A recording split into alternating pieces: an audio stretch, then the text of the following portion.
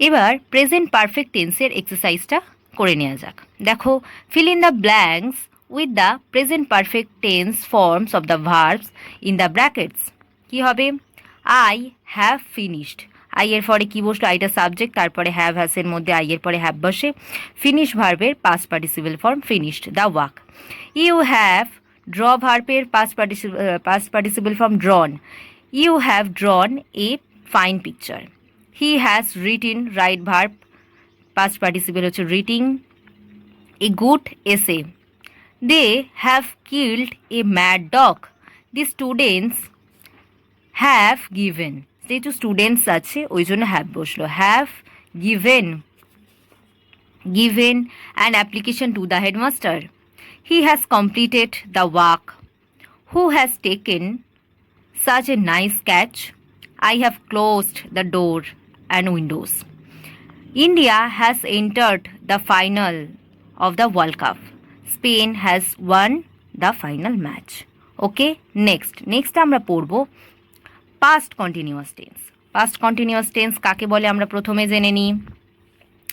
অতীতকালে কোনো কাজ চলছিল এরকম বোঝাতে পাস্ট কন্টিনিউয়াস টেন্স আমরা বসাই। কীরকম? আমরা কালকের পড়া করছিলাম। কীরকম এর উদাহরণটা আমরা একটুখানি দেখিনি কীভাবে এটা চেঞ্জ হয় নাম্বার এবং পুরুষভেদে। উত্তম পুরুষ first person, I was reading, আমরা পড়ছিলাম, অর্থাৎ অতীতকালে আমরা পড়া অবস্থায় ছিলাম। প্লুরাল ফর্মে উই ওয়ার রিডিং, আমরা পড়িতেছিলাম। নেক্সট, ইউ ওয়ার রিডিং, তুমি পড়ছিলে, ইউ ওয়ার রিডিং, তোমরা পড়ছিলে। He or she was reading, সে পড়িতেছিল, দে ওয়ার রিডিং, তারা পড়িতেছিল। সমস্ত অতীতকালেই ঘটনাগুলো ঘটে চলেছে, ওই জন্য এটা হচ্ছে পাস্ট কন্টিনিউয়াস টেন্স। গঠনের নিয়মটা চলো দেখে নেওয়া যাক। সাবজেক্ট ওয়াস অথবা ওয়ার, ভার্ব আইএনজি। কীরকম? সাবজেক্ট আই, আই এর পরে কি বসলো? ওয়াস, তারপরে রিড ভার্ব, তারপরে আইএনজি যুক্ত হলো। একইভাবে প্রেজেন্ট টেন্সে এই জায়গাটা শুধু ইস অ্যামিস আর বসতো, পাস্টে শুধু এই জায়গাটা বসবে ওয়াস অথবা ওয়্যার। উই এর ক্ষেত্রে কী হবে? উই, ওয়্যার, প্লেয়িং, বাস প্লে ভার্ব তার সাথে আইএনজি। ওকে, এখানে দেখো হি অথবা সি অথবা রাম ফার্স্ট এবং থার্ড পারসন সিঙ্গুলার নাম্বারে ওয়াস বসবে, আর উই ইউ দের ক্ষেত্রে কি বসবে? ওয়্যার বসবে। ওকে, আরও কয়েকটা উদাহরণ আমরা দেখে নিই। দেখো, I was listening to the song, আমি গানটি শুনছিলাম। আই এর পরে কি বসলো? সাবজেক্ট, তারপরে ওয়াজ, তারপরে লিসেন ভার্ব, তারপরে আইএনজি, তারপরে object. You were playing in the field, they were going to the school, তারা বিদ্যালয়ে যাচ্ছিল। He was reading a book, we were watching TV, আমরা টিভি দেখছিলাম। ওকে, নেক্সট মনে রাখা প্রয়োজন ইন্টারোগেটিভের ক্ষেত্রে হেল্পিং ভার্ব সাবজেক্টের পূর্বে বসে, যেমন এই একইভাবে he was reading, was he reading, were they were eating, were they eating. Okay, এরকম। চলো এরও আমরা কিছু এক্সারসাইজ করে নিই, দেখে নেওয়া যাক। Fill in the blanks with past continuous tense form of the verbs in the bracket. কী হবে? I was reading the story. Who was plucking flowers, we were eating apples. We এর পরে কি বসলো? ওয়াজ বসলো না, ওয়ার বসলো, কারণ এটা plural form. Uncle was reading the Statesman. The batsman was running, run verb তার সাথে আইএনজি যুক্ত হলো, running between the wickets. The car was moving very fast. The Goose was swimming in the pond. Okay, next. আগের ভিডিওতে আমরা past continuous tense সম্পর্কে পড়লাম, এই ভিডিওতে আমরা প্রেজেন্ট পারফেক্ট কন্টিনিউয়াস টেন্স সম্পর্কে পড়ে নেব। দেখো, অতীতে কোনো কাজ শুরু হয়ে বর্তমানে চলছে, এরূপ বোঝাতে আমরা প্রেজেন্ট পারফেক্ট কন্টিনিউয়াস টেন্স ব্যবহৃত করি। কেমন? যে সমস্ত বাংলায় ক্রিয়াপদের শেষে তেছি, তেছে, তেছো থাকে, তখন কিন্তু আমাদের বুঝে নিতে হবে সেটা প্রেজেন্ট পারফেক্ট কন্টিনিউয়াস টেন্স। কীরকম? দেখো, I have been reading for 5 hours, আমি 5 ঘন্টা ধরে পড়ে যাচ্ছি, মানে আমার কাজটা অনেকক্ষণ আগেই শুরু হয়েছে, কিন্তু এখনও সেই কাজটা চলছে, অর্থাৎ পড়াটা এখনও চলছে, সেই জন্য আমরা সেটাকে কি বলছি? Present perfect continuous tense. We have been reading for 4 hours, you have been reading for 1 hour, তুমি 1 ঘন্টা ধরে পড়ছো। You have been reading for 3 hours, তোমরা 3 ঘন্টা ধরে পড়ছো। He Sachin has been batting for 2 hours, Sachin 2 ঘন্টা ধরে ব্যাট করছে।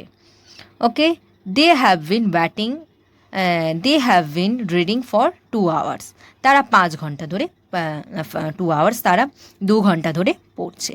ওকে, অর্থাৎ কাজটা অনেকক্ষণ আগেই শুরু হয়েছে কিন্তু সে কাজটা বর্তমানে চলছে, ওই জন্য আমরা প্রেজেন্ট পারফেক্ট কন্টিনিউয়াস ব্যবহার করছি। কিছু সময় ধরে পিরিয়ড অফ টাইম বোঝাতে ফর, আর নির্দিষ্ট সময় পয়েন্ট অফ টাইম বোঝাতে ফ্রম ও সিন্স আমরা ব্যবহৃত করি। এখানে আমরা ফ্রমও ব্যবহৃত করতে পারি বা সিন্সও ব্যবহার করতে পারি। গঠনের নিয়মটা দেখে নাও। সাবজেক্ট হ্যাভ বা হ্যাজ, তারপরে বিন বসবে, তারপরে ভার্ব বসবে, তার সাথে আইএনজি যুক্ত হবে, তারপরে অবজেক্ট বসবে। কীরকম? এই একইভাবে এই দেখো, ও আই এর পর কি হচ্ছে? আই হ্যাভ, আই এর পরে তো হ্যাজ বসে না, হ্যাভ, তারপরে বিন বসছে, তারপরে ধরো রিডিং বা স্টাডিং, তারপরে ফর, ফার্স্ট সিন্স, 2 years, এই 2 hours, 5 hours, অর্থাৎ আমি 2 ঘন্টা বা 5 ঘন্টা ধরে পড়াশোনা করছি। একইভাবে she has been cooking for 3 hours, অর্থাৎ সিটা এখানে সাবজেক্ট, হ্যাজ বসলো, তারপর বিন বসলো, কুকের সাথে আইএনজি যুক্ত হলো কুকিং, তারপরে ফর অথবা সিন্স 3 years, সে 3 ঘন্টা ধরে রান্না করছে। ওকে, এবার আমরা কিছু এক্সারসাইজের দেখে নিই, চলো। Fill in the blank with present perfect continuous tense. কি বলছে? I have been studying for 3 hours, they have been playing for 1 hour, we are living for 3 years, আমরা 3 বছর এখানে বাস করছি। Sonali has been singing for 1 hour, Sonali যেহেতু third person singular number, ওই জন্য ওর পরে হ্যাজ বসলো, বিন বসলো, সিং ভার্ব বসলো, তার সাথে আইএনজি যুক্ত হলো, ফর 1 hours, 2 hours যেরকম বসবে সেটা বসে গেল। We have been watching, we have been watching the match for 4 hours, আমরা 4 ঘন্টা ধরে ম্যাচ দেখছি। দি